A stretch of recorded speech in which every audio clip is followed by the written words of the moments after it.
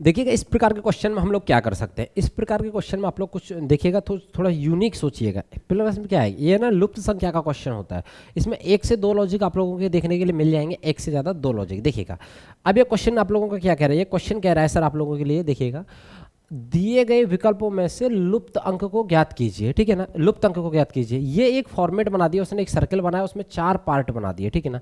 4 part का आप लोगों को किस तरह से सोचना है, हालांकि क्वेश्चन छोटा है, क्वेश्चन का लेवल छोटा आप लोग निकाल सकते हैं, लेकिन मैं एक फॉर्मेट आप लोगों के लिए बता रहा हूँ, एक कॉन्सेप्ट किस तरह से आप सोच सकते हैं। देखिएगा सबसे पहले तो एक ये लॉजिक इसमें हो सकता है कि सर ये दोनों आपस में एक दूसरे से रिलेट हों, एक दूसरे से संबंधित हों, तो वही संबंध इन दोनों में निकल सकता है, ठीक है ना। इस प्रकार से आप बना सकते हैं, ठीक है, एक कॉन्सेप्ट हो गया। दूसरा कॉन्सेप्ट ये होता है कि ये हो गया इसका कौन सा क्रम, इसका हो गया क्लॉकवाइज क्रम, यानी कि क्लॉकवाइज क्रम में अगर यहाँ से हम लोग स्टार्ट करते हैं फर्स्ट स्टेप से, यहाँ से फर्स्ट स्टेप, ये सेकंड स्टेप, ये थर्ड स्टेप और ये फोर्थ स्टेप, इस सीक्वेंस में अगर ये फॉर्मेट काम कर रहा है, इस सीक्वेंस में अगर सारे सीक्वेंस से जा रहे हैं या किसी क्रम में जा रहे हैं, तो इस प्रकार से भी आप सॉल्व कर सकते हैं इस क्वेश्चन को।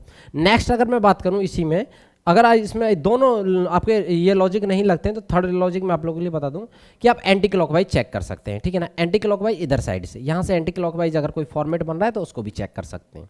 ये मैंने बना दिया, जो हाई लेवल के जो क्वेश्चन आएंगे आप लोगों के लिए, जो फेस करने के लिए देखेंगे उन क्वेश्चन के लिए, इसको मैं थोड़ा सा देखता हूँ। अब देखिएगा ये 8, अगर मैंने सबसे पहले क्वेश्चन में देखा 8, तो मेरे को एक चीज़ समझ आ गई कि सर 8 4 का 2 बार गुणा करने पर 8 आता है, और 2 का 3 बार गुणा करने पर 2 गुणा 2 गुणा 2 बराबर 3 बार गुणा करने पे भी 8 प्राप्त होता है। तो मेरे को ध्यान देना है कि कॉन्सेप्ट कौन सा यूज़ हो रहा है। तो मैं इसको ऐसे भी लिख सकता हूँ, 2 की पावर अगर मैं 3 लिख देता हूँ इसको, तो भी 8 ही आएगा। यहाँ तक सारी चीज़ें क्लियर है। अब नेक्स्ट, अब मैं 64 की बात करूँ, 64 मेरे को पता है 8 का स्क्वायर होता है, 8 का स्क्वायर होता है। और दूसरा भी मुझे पता है, एक और चीज़ होता है क्या सर, कि 4 का क्यूब भी होता है, 4 का क्यूब होता है। कैसे, देखिएगा 4 मल्टीपल बाई 4, 4 चौक कितना होता है 16, 16 में अगर मैं फिर से 4 का गुणा करूं तो कितना आ जाएगा, 16 चौक 64 आ जाएगा। यहाँ तक सारी चीज़ें क्लियर हैं। मैं बेसिक से बता रहा हूँ, जिन लोगों को एडवांस सीखना है वो लोग और वीडियोस देख सकते हैं, मेरी बहुत सारी वीडियोस पड़ी हैं जिनमें एडवांस लेवल के क्वेश्चन देखने के लिए मिलेंगे। अब उसके बाद में मैं थोड़ा सा 212 की बात करूँ। 212 क्या होता है, मेरे को पता है 212 6 का क्यूब होता है। 6 गुणा 6 अगर मैंने किया तो इज नॉट इक्वल कितना आ गया 36, 36 में फिर 6 का गुणा कर दिया तो 216 आ गया मेरे पास में, ठीक है 216। तो मेरे को इतना पता चल गया ये 2 का क्यूब है, ये 4 का क्यूब है, ये 6 का क्यूब है। तो आने वाली संख्या कितने का, 2 4 6 के बाद में कौन सी संख्या आएगी 8, 8 का क्यूब मैं यहाँ पे रख के देखता हूँ मेरे ऑप्शन में मिलता है या नहीं मिलता। 8 कितना होता है, 8 गुणा 8 होता है सर 64, और 64 में अगर मैं 8 का गुणा करूँ तो 8 का क्यूब निकल के आ जाएगा मेरे पास में, ठीक है ना।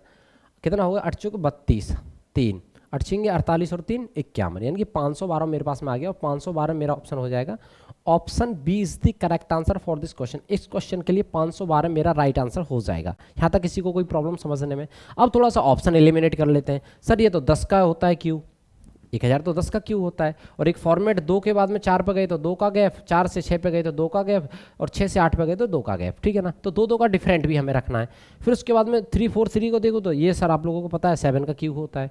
फिर उसके बाद में ये 729 स्क्वायर भी होता है अपने आप में। तो यही वाला फॉर्मेट आपको यूज़ करके इस प्रकार के क्वेश्चन को सॉल्व करना है, ठीक है ना। चलिए मिलते हैं नेक्स्ट क्वेश्चन की तरफ, बढ़ाइए।